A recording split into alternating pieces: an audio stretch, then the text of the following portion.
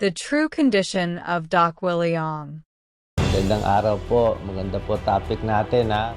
You don't even have to line up at his clinic because his knowledge and medical advice is given for free online. 95 or more ng sakit maiiwasan. 6 na bagay lang susundin natin. Tignan natin, ha? Became a guide for his millions of followers for his practical help tips. Kasi yung utak natin, pag positive ang attitude natin, mas gagaling tayo. Gawin mo lang kung ano pa kaya ng katawan. Don't let sickness poison your mind. He is the so-called doctor of the town, doctor turned social media influencer, Doc Willie Ong. Share po natin sa ating kababayan para makatulong. Interview by Document Willie Ong in 2020 at the height of the pandemic. Nung naging doktor ako, talagang gusto ko talaga tumulong. Gumagamot ako sa mga pasyente, nililibre ko sila, kung ano mang kinikita ko, tinutulong ko rin sa iba. Pero nakita ko, nakakapagod yung everyday magki-clinical 40 patients. So inisip ko, paano ka mas makakatulong? Nilabas ko yung energies ko sa YouTube, sa Facebook. Magandang araw po, Dr. Willie Ong. Doc Willie Ong's blogs are followed by millions. First factor, kulang talaga yung healthcare natin sa bansa. Wala silang matanungan. Kung meron silang makukuhang information sa iba, di naman sila pupunta dito sa vlog. Ang aking minamahal na partner, ang doktor ng bayan, Doc Willie Ong! The following year, he declared that he would run for vice president in the 2022 election. Libreng operasyon, libreng lab test, yan talaga kulang natin eh. Kaya po tayo tumatakbo. But he failed to win. The election is over, but not the critics. Hindi lang pagkain at exercise kailangan natin. Since then, he returned to where the audience loved him, giving health tips on his blogs. Gumawa ka na ng bagay na makakatanggal ng stress mo. Kamusta po sa mahal kong followers? How are you? Until this past week, everyone was surprised by his blog. Update ko lang po kayo sa condition ko, ha? Walang iyakan muna, buhay pa naman ako. My relatives do not want me to make this video.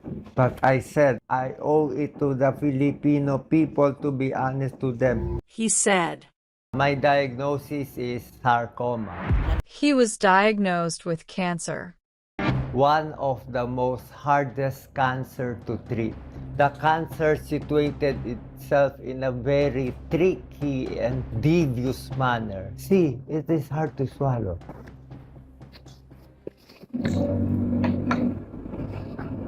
Ayaw pumasok.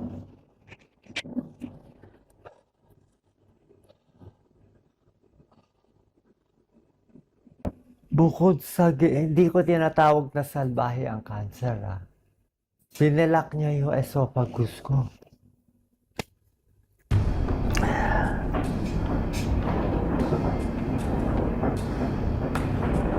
I need more oxygen.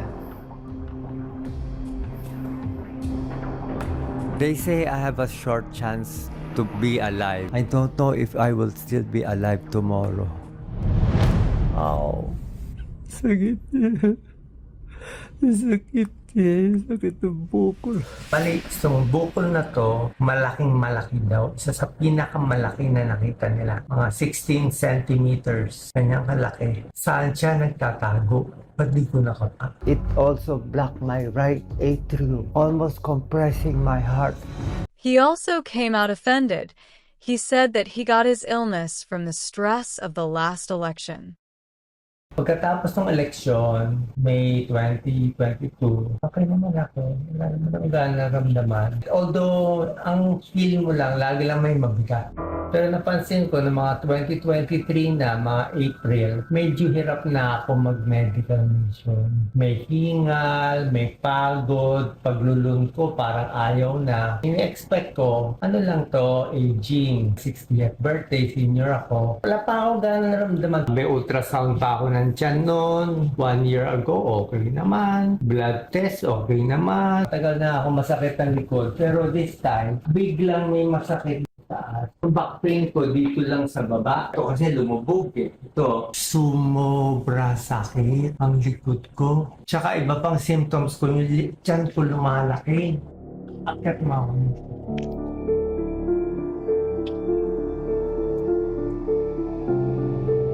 Handa lang ang hilo ko.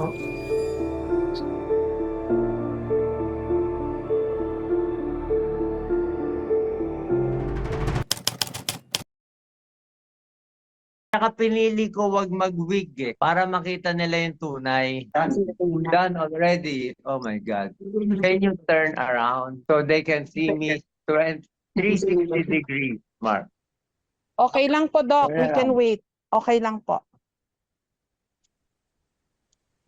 Oh, my last year. Thank you, Opo. Jim. Welcome. Oh, God.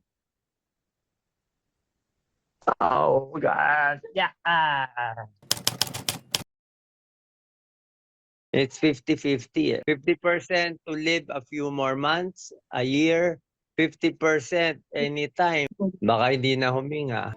Parang walang kasiguraduhan eh. Every day is a blessing. I just live every day. I don't think of next month, next year. I don't think about owning money, doing this, or getting into high position. I got the worst pain. It's 10 out of 10. May natutulog ni Doc Lisa. Sigaw ako ng sigaw. Hihiyaw ka sa sakit talaga. Oh. Sakit niya. Sakit niya. Sakit ang buko. If somebody, he will give me Dormicum and let me sleep it off and die, okay na sa akin. I would have taken it. Kaya siguro pag-isipan din natin yung mga euthanasia kung talagang hirap na eh. Minsan sobra rin tayo mag-prolong ng life. Baka hindi naman yun talagang mission. I think the purpose of this life is just to finish your mission. Nagkakaroon ako ng visions before that time. I saw my mom who died 2 years ago. Yung mami ko sa dream ko, kinukuha na niya ako. He called me, "Willie boy, come to me, come to me, come to me." Parang sabi ng nanay ko, "You've done your job on earth." Ginawa mo na 60 years eh. 25 years na ako, walang bayad ang pasyente ni isa. Pharma company ni isa, hindi ako nalalagay. Wala akong foreign trips abroad. Campaign Senator 2019, how much did I spend? 500,000. Campaign with Isko, wala ako tinanggap na pera. I could have gotten tens of millions, pero hindi. Thank you very much. God bless po. Mahal na mahal ko po kayo. Sabihin nila, talo ka, talo ka. You learn a lot from losing. Even if he's sick and struggling, he still wants to help. Gusto ko tulungan yung nasa probinsya, yung mga mahihirap. Alam mo, nagigilty talaga ako dito eh. Dapat mamamatay na ako sa Philippines. I was sure I would be dead in 3 to 4 days. Kasi ang bagal ng healthcare natin. Grabe. Yung biopsy result, I have to wait 1 to 2 weeks. Dito, biopsy nila, half day. Nandyan na. Ito mga butas to ng mga biopsy. Biopsy 1, biopsy 2. I need a PET scan. Ilan bang lugar sa atin may PET scan? Dito, in 1 hour, basado na. So when I was here, I was surprised that many politicians come here. Sabi, if the politicians are coming here, hindi ba kayo naawa sa kababayan natin? Trapped ka in the Philippines. They have 3 advantage sa healthcare na wala tayo. They have speed. Ang bilis. Pagdating ko dito, sabi nila, in 48 hours, we will give you your treatment. Pero mo 48 hours na PET scan, CT scan, 2D echo, biopsy. Meron pa akong genetic testing abroad. On the 48-hour chemo agad ako. May gamot. Sa Pilipinas, I have to wait 1 to 2 weeks. Ay na ang Pilipinas. Kahit Doc Willie, ay ka pa rin. Paano kung Juan de la Cruz ka? Kaya ako nagigilty.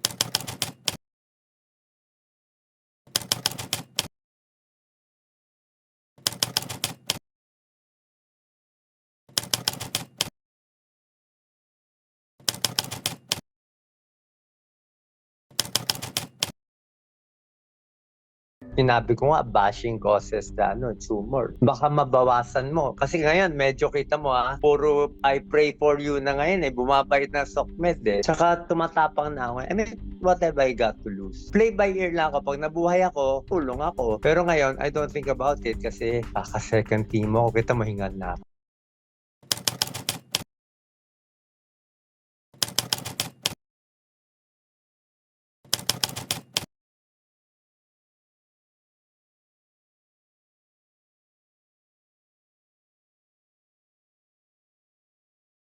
niya walang pag-asa, di tapos, that's it, pansit. Ang grade ko lalabas sa October 9. PET scan, repeat. 3 lang ang sagot. Minsan maganda hindi na iniisip di ba? Sabihin mo na lang bad news.